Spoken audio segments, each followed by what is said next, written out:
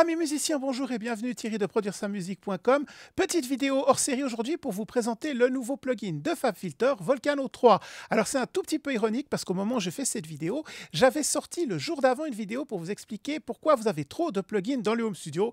Et le soir même, ce nouveau plugin qui arrive, donc le Volcano 3 de FabFilter. Et si j'ai choisi de vous le présenter malgré tout, c'est tout simplement parce que généralement, ils font toujours de très très bons plugins, très utiles dans le studio, quel que soit le genre musical que vous faites. Ce ne sont pas des plugins gimmicks, ce sont vraiment des plugins que vous pouvez utiliser immédiatement pour améliorer la qualité de vos productions. Et d'ailleurs, si vous voulez améliorer la qualité de vos productions, j'ai toujours le guide gratuit pour bien démarrer dans le Home Studio, pour avoir les principes, pour avoir vraiment du son pro dans le Home Studio. Il est gratuit, vous pouvez trouver le lien de téléchargement sous cette vidéo. Et donc, je vais vous présenter, aujourd'hui, vous testez ce plugin, donc Volcano 3, qui est un plugin donc de filtre, hein, contrairement peut-être à ce que pourrait laisser penser son apparence, qui ressemble un peu à une apparence d'équaliseur. C'est totalement différent de Pro Q3, qui était vraiment axé sur l'équalisation, même si évidemment on peut faire des effets de filtre aussi. Là, on est vraiment sur un plugin de filtre qui est vraiment optimisé pour ça. Alors, si vous avez l'habitude d'utiliser un synthétiseur, vous savez ce que c'est que des effets de filtre, hein. Vous pouvez faire des filtres passe-haut, passe-bas, faire des filtres sur certaines fréquences. Vous pouvez faire des effets de sweep, hein, avec la résonance. Et ici, c'est exactement ça. C'est vraiment un plugin qui est dédié à ces effets-là et que vous pouvez poser sur n'importe quel instrument dans votre logiciel et donner ces effets donc non seulement au synthétiseur, mais à d'autres instruments, guitare, voix, piano, tous les samples que vous avez, peu importe. Alors, c'est une interface qui est très agréable, très facile à utiliser. On va vite un peu en faire le tour. C'est un filtre qui n'est pas simple, puisqu'il n'y a pas qu'un seul filtre. On peut en créer jusqu'à 4 différents qu'on peut utiliser donc tous en même temps. Ici, pour la démonstration, je vais utiliser principalement celui-ci, mais on va voir après comment ça marche. Donc, pour chaque filtre, vous pouvez choisir ensuite le type de filtre, hein. Vous avez les classiques low pass, high pass, band pass. Voilà, les high pass comme ceci. Band pass, donc c'est simplement sur une certaine fréquence. Ensuite, vous avez les belles, là ça ressemble plus à ce qu'on trouve sur les équaliseurs. Et puis low chef, high chef, le notch et le all pass, donc qui va faire un effet comme ça, à la fois passe haut, passe bas, et pour créer donc des effets de sweep sur notre son. Évidemment, on peut régler ici la hauteur de fréquence, hein. On peut aussi le faire directement à la main. On peut régler ici ce qu'ils appellent le pic, donc qui est la résonance, hein, qu'on appelle souvent sur les synthétiseurs pour faire des effets plus ou moins résonnants. On a une fonction ici très intéressante qui est de choisir en fait comment le plugin va distordre et saturer avec, vous voyez, plusieurs types de distorsion, hein. Là, on est sur Gentle, donc une distorsion douce, mais on peut faire de l'extrême, hard, etc. Et d'autres types qui sont plus difficiles à décrire comme ça, mais vous allez entendre après quand je vous fais la démonstration comment ça sonne. Et donc, ça va particulièrement influencer le son quand on va faire des effets de sweep, justement comme ça, avec notre effet donc de peak, hein, comme ils appellent ça ici. Là, je vais le remettre en low pass, ce sera plus simple pour la démonstration. Et déjà quelque chose de très spécial qu'on a ici, c'est en plus de la zone de fréquence, on a un pan. Ceci nous permet de décaler la gauche et la droite du filtre, c'est-à-dire que le côté gauche et le côté droit de votre spectre sonore ne va pas réagir, vous voyez, au même moment au filtre. Quand je vais bouger mon filtre, on a un léger décalage entre ce que filtre la gauche et ce que filtre la droite, ce qui permet de donner comme ça des effets dans l'espace. Ces effets qui peuvent être accentués ici avec un delay qui va faire que la zone filtrée est décalée jusqu'à 50 millisecondes par rapport au son d'origine, ce qui va pouvoir justement donner des effets, un peu 3D, on va dire, au son 3 dimensions. Non, vous allez avoir des effets décalés dans l'espace, ce qui va vraiment pouvoir, pouvoir vous permettre de créer vraiment des effets spéciaux, des choses vraiment très très intéressantes, où le son que vous entendez des deux côtés du spectre sonore, effectivement, n'est pas filtré de la même façon au même moment. Et ça, c'est vraiment très très très intéressant. Évidemment, vous avez un bouton slope ici qui vous permet de régler l'angle d'attaque de votre filtre. Et puis, enfin, sur la gauche, ici, vous avez encore un bouton drive là, qui vous permet effectivement, c'est le drive, hein, d'augmenter la saturation de votre son ou de la diminuer. Et puis, vous avez ici un volume qui vous permet d'adapter le volume, parce que c'est vrai, quand on fait des sweeps comme ça a tendance à faire pas mal monter le volume en puissance. Et puis, ce qui est intéressant encore ici sur la gauche, c'est que vous avez un bouton de ce qu'ils appellent de routing, hein, c'est l'ordre dans lequel les filtres vont être utilisés. Alors, ils peuvent être utilisés en série, c'est-à-dire que le son va passer dans chaque filtre l'un après l'autre. Ils peuvent être utilisés en parallèle, ça veut dire que le son va passer dans tous les filtres à la fois. Et puis ensuite, ce sont des combinaisons. On voit des 4 filtres, en partie en série, en partie en parallèle. Vous voyez que tous les types de combinaisons, plus ou moins sont possibles. Et petite cerise sur le gâteau, c'est possible de leur dire de travailler en stéréo, en mode gauche-droite piste par filtre audio, ou en mode mid-side, hein, comme on a l'habitude sur les equalizers, où on a des filtres qui vont travailler sur le centre et d'autres qui vont travailler sur les côtés. Donc là, vous voyez, là c'est le L et R, et ici c'est donc le mid-side. Donc ça, on retrouve en fait le même principe qu'on avait sur les equalizers et qu'ils ont adapté aux filtres. Donc vous voyez qu'on peut vraiment programmer les filtres de façon extrêmement complexe ici. Et je vais juste, pour vous faire une démonstration ici, on va faire un petit peu de filtre et puis je vais vous montrer avec un petit loop audio qu'est-ce que ça donne au niveau du son.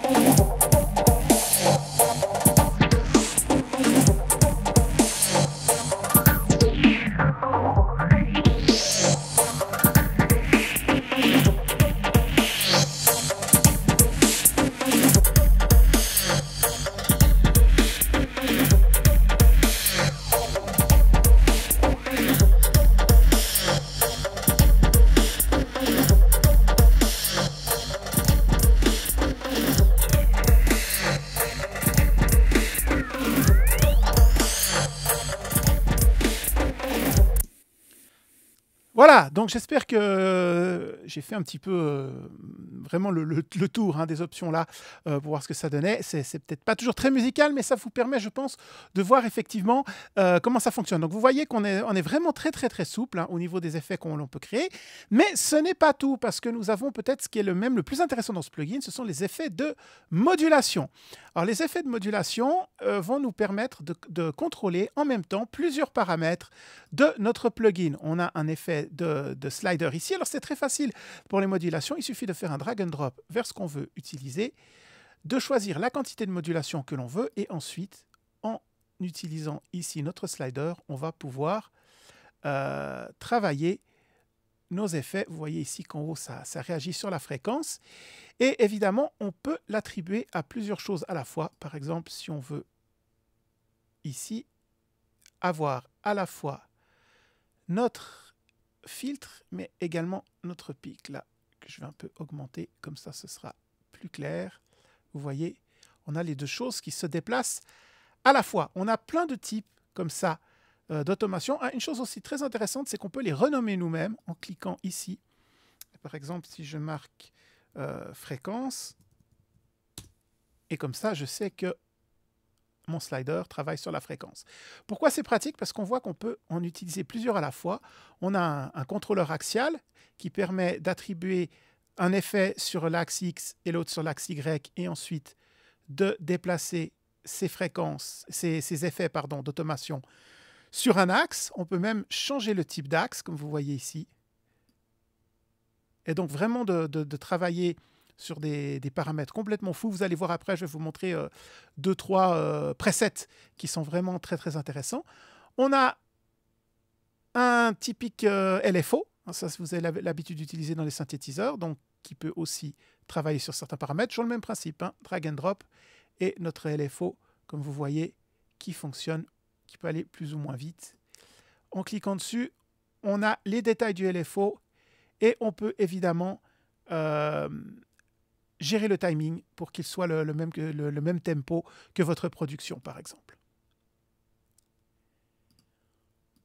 On a encore un générateur d'enveloppe, hein, c'est une enveloppe ADSR, que l'on peut ainsi travailler librement ici après avec nos sliders pour travailler notre enveloppe.